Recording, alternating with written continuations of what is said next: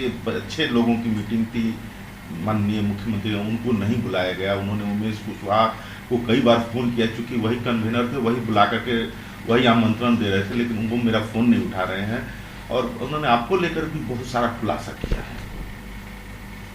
देखिए, अब उन्होंने क्या कहा उस पर तो मुझको जानकारी ठीक से नहीं है, लेकिन इन जनरल जेडीयू की स्थिति तो इसी रूप में होनी है जो हम बार बार बोलते रहे हैं। अब जनता दल यूनाइटेड में कोई नहीं रहने वाला है। जिस स्टेज तक नीतीश जी ने स्वयं ही पार्टी को पहुंचा दिया, जिस दिन नीतीश जी ने फैसला कर लिया कि आरजेडी के हाथ में फिर से बिहार को हम सौंप देंगे, उसके बाद से इस तरह की स्थिति जेडीयू में है ही। तो आज कोई और नेता, कभी हम हट गए, बीच में भी कई लोग हटे हैं, आगे भी, वहाँ अब एक किसी नेता की बात क्यों कर रहे हैं? वहाँ तो जितने लोग हैं उसमें एक दो लोगों को छोड़ दीजिए, अपवाद हो सकते हैं शायद, बाकी सबके सब नाराज हैं और नाराजगी का ठोस कारण है। जनता दल यूनाइटेड अब डूबती हुई नाव की तरह है, उस नाव पर कोई कैसे सवार रहेगा?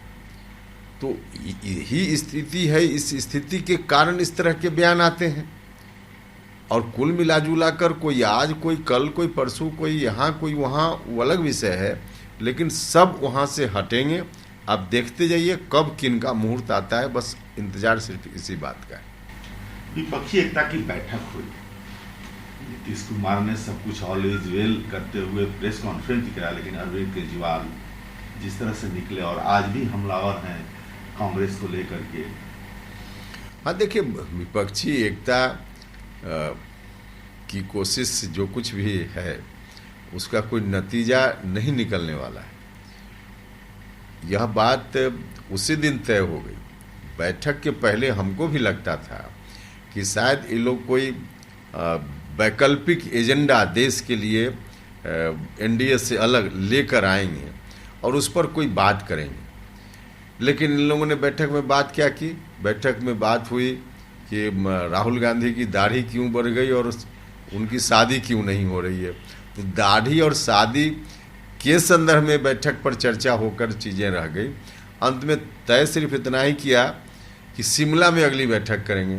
पटना की बैठक में उस दिन ज़्यादा गर्मी लोगों को लगी होगी क्योंकि गर्मी ज़्यादा पड़ रही है, तो अब शिमला में बैठक करेंगे ताकि वहाँ के मौसम का थोड़ा आनंद लिया जाए। बस इतना ही है और कोई इसका नतीजा नहीं निकलने वाला। सबसे बड़ी बात है कि एक तरफ अरविंद केजरीवाल स्टैंड लिए हुए हैं कांग्रेस को लेकर के कि अमेंडमेंट को लेकर के राज्यसभा में वो चाहते हैं कांग्रेस का साथ, कांग्रेस स्पष्ट नहीं कर रही है। ममता बनर्जी का खूनी संघर्ष बंगाल के पंचायत चुनाव में हो रहा है, वहाँ अधीर रंजन चौधरी कह रहे हैं कि टीएमसी के कार्यकर्ताओं द्वारा, नेताओं द्वारा कांग्रेस कार्यकर्ताओं नेताओं पर टारगेट किलिंग किया जा रहा है। ममता बनर्जी करें कि सीपीएम से कांग्रेस अलग हो, सीपीआई से कांग्रेस अलग हो, तब हम उनके साथ जाएंगे। ये सारी चीज़ें सामने आ रही हैं, उसमें बैठक होकर के ऑल इज वेल की बात हो रही है। कुछ भी ऑल इज वेल नहीं है, ठीक आप बोल रहे हैं। देखिए, कई राज्यों में, पश्चिम बंगाल सहित कई राज्यों में कांग्रेस पार्टी की जो स्थिति है, अगर जिस लाइन पर चलने की बात की जा रही है उस लाइन पर कांग्रेस पार्टी चल गई तो कांग्रेस पार्टी का सत्यानाश हो जाएगा। अब पश्चिम बंगाल में जो भी स्थिति है, कांग्रेस पार्टी के सबसे बड़े नेता पश्चिम बंगाल के जो बोल रहे हैं, केजरीवाल जी ने जो कहा, या बाकी कई राज्यों में जो कांग्रेस की स्थिति है, वहाँ अगर एनडीए के खिलाफ एकता की बात करनी होगी, उस स्टेट में मिलकर लड़ना होगा वहाँ की पार्टी से, तो ये कांग्रेस पार्टी अपने अस्तित्व को वहाँ समाप्त करके ऐसा काम कर सकती है। जो बयान लोगों का आ रहा है उससे अर्थ लगाया जा सकता है। जो राजनीतिक परिस्थिति अलग अलग राज्यों की है उसको देखकर बिल्कुल साफ साफ यह बात समझ में आती है। तो इसलिए कुल मिलाजुला कर जो मुहिम, जिस मुहिम की बात ये लोग कर रहे हैं, यह मुहिम अगर एनडीए के खिलाफ एक उम्मीदवार देने की स्थिति तक नहीं पहुंची तो इसका कोई अर्थ नहीं है। और एक उम्मीदवार देने की स्थिति कैसे पहुंच पाएगी?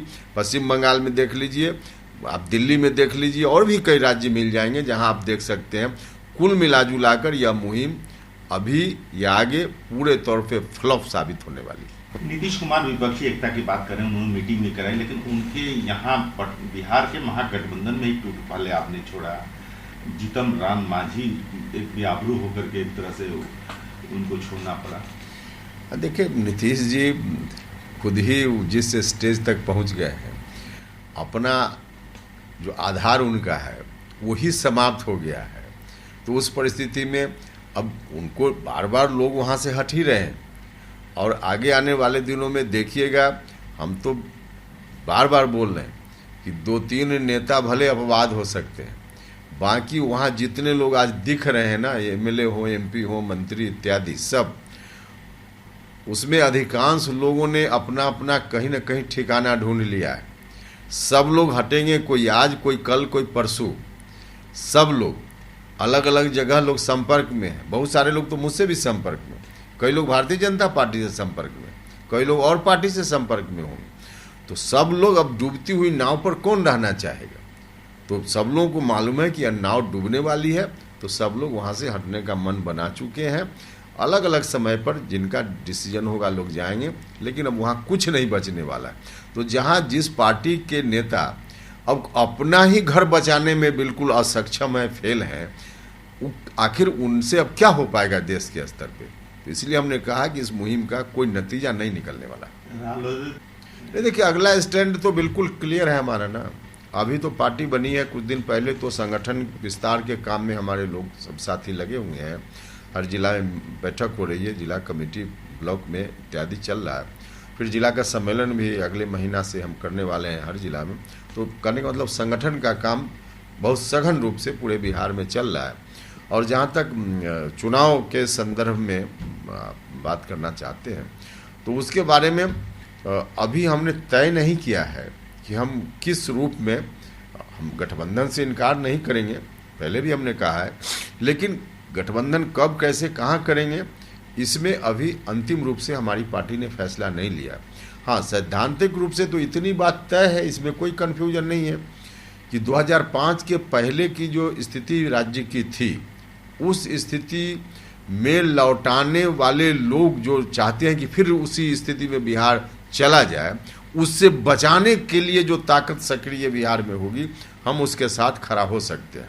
वहाँ ले जाने वाले जो लोग हैं, जो चाहते हैं बिहार फिर वहीं चला जाए, उसके साथ हमारी दोस्ती नहीं होगी, इतना तय है।